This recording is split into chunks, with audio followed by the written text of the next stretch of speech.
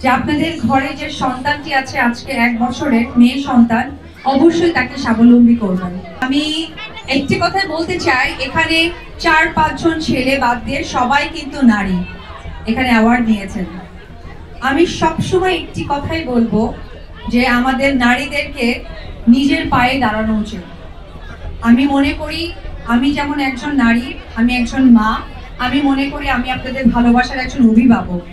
সেই জায়গা থেকে আমি একটি বার্তা দিতে চাই যে আপনাদের ঘরে যে সন্তানটি আছে আজকে 1 বছরের মেয়ে সন্তান, অবশ্যই তাকে স্বাবলম্বী করবেন।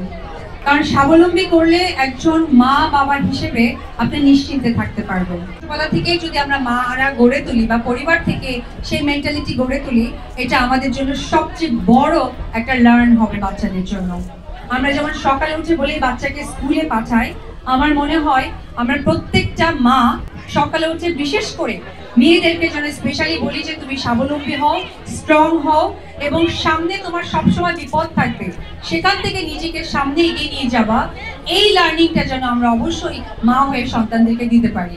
এটা আমাদের যেন অবশ্যই প্রতিজ্ঞার একটি জায়গা হয়।